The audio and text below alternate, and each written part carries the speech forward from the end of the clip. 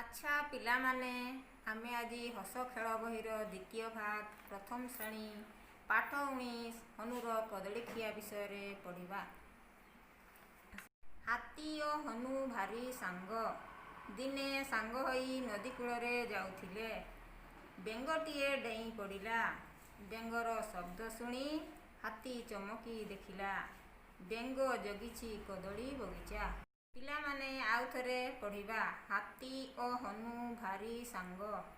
ଦିନେ ସାଙ୍ଗ ହୋଇ ନଦୀ କୂଳରେ ଯାଉଥିଲେ। ବେଙ୍ଗଟିଏ ଡେଇଁ ପଡ଼ିଲା। ବେଙ୍ଗର ଶବ୍ଦ ଶୁଣି ହାତୀ ଚମକି ଦେଖିଲା, ବେଙ୍ଗ ଜଗିଛି କଦଳୀ ବଗିଚା। କିଏ କିଏ ଦୁଇ ସାଙ୍ଗ? ହାତୀ ଓ ହନୁ ଦୁଇ ସାଙ୍ଗ। ବେଙ୍ଗଟି କେଉଁଠାକୁ ଡେଇଁ ପଡ଼ିଲା? ବେଙ୍ଗଟି କଦଳୀ ଗଛ ମୂଳରେ ଡେଇଁ ପଡ଼ିଲା। ପିଲାମାନେ ଆଜି ପାଇଁ ଏତିକି। ଧନ୍ୟବାଦ।